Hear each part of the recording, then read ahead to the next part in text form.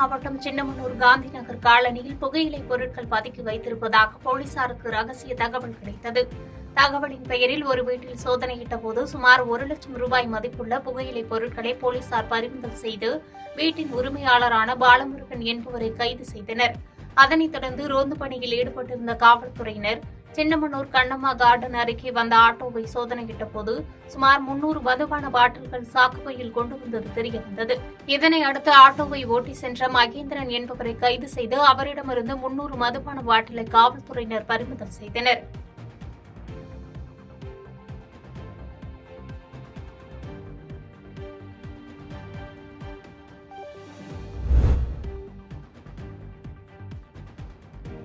திருவண்ணாமலை மாவட்டம் செங்கம் சார் பதிவாளர் அலுவலகத்தில் வயது மூத்தோர் மற்றும் மாற்றுத்திறனாளிகளை பத்திரப்பதிவுக்கு அழைத்து செல்ல சக்கர நாற்காலி இல்லாததால் பழுது ஏற்பட்ட இரும்பு இருக்கையில் அழைத்து வந்து அலுவலக வளாகத்தில் அமர வைக்கும் காட்சி சமூக வலைதளங்களில் வைரலாகி வருகிறது.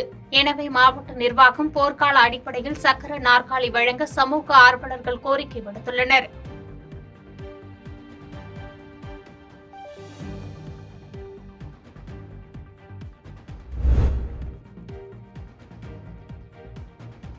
பொன்னமராவதி அருகே கொப்பனாங்கண்மாயில் மழை வேண்டியும் விவசாயம் செழிக்க வேண்டியும் மீன்பிடி திருவிழா வெகு விமர்சையாக நடைபெற்றது. புதுக்கோட்டை மாவட்டம் பொன்னமராவதி அருகே உள்ள கொப்பனாம்பட்டி கொப்பனாங்கண்மாயில் மழை பெய்யவும் விவசாயம் செழிக்க வேண்டியும் மீன்பிடி திருவிழா வெகு விமர்சையாக நடைபெற்றது. அதிகாலையிலேயே பொதுமக்கள் கண்மாயில் இறங்கி பாரம்பரிய முறையில் ஊத்தா, வலை, பரி, கச்சா ஆகிய மீன்பிடி உபகரணங்களை கொண்டு மீன்களை பிடித்தனர்.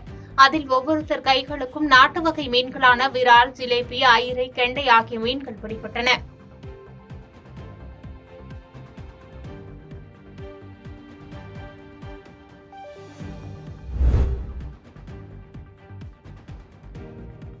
உதகை அருகே பேருந்தில் அதிகமானோர் படிக்கட்டுகளில் தொங்கிக் கொண்டு பயணித்ததால் பேருந்தின் பின்பகுதி படிக்கட்டு உடைந்ததால் பயணிகளிடையே பரபரப்பு ஏற்பட்டது. நீலகிரி மாவட்டம் உதகை அருகே உள்ள மஞ்சக்கொம்பை திருக்கோயிலில் ஒவ்வொரு மாதமும் அமாவாசை என்று திருவிழா நடப்பது வழக்கம். இதற்காக குன்னூர், உதகை போன்ற பகுதிகளில் இருந்து ஏராளமான பொதுமக்கள் கோவிலுக்கு வருவதால் அரசு போக்குவரத்து கழகம் சார்பில் ஏராளமான விழா பேருந்துகள் இயக்கப்படுகின்றன.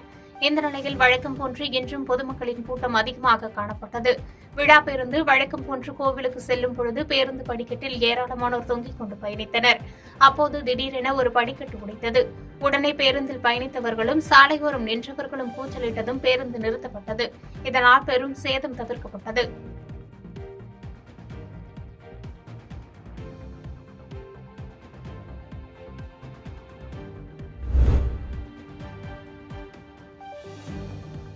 கிருஷ்ணகிரி மாவட்டம் ஒசூர் அருகே டி கொத்தம்பள்ளி கிராமத்தில் 384 ஆண்டு காலம் பழமை வாய்ந்த தர்மராஜ சுவாமி கோவில் அமைந்துள்ளது.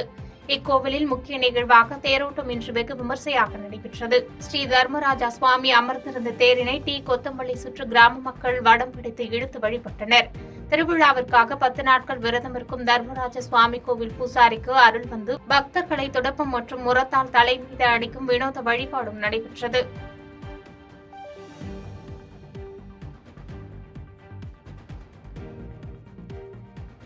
பாதகம் செய்பவரை கண்டால் நாம் பயங்கொள்ளலாகாது பாப்பா. மோதி மிதித்து விடு பாப்பா, அவர் முகத்தில் உமிழ்ந்து விடு பாப்பா. அண்மை செய்திகளை உடனுக்குடன் தெரிந்து கொள்ள இணைந்திருங்கள் இயம்நாடு தொலைக்காட்சியுடன்.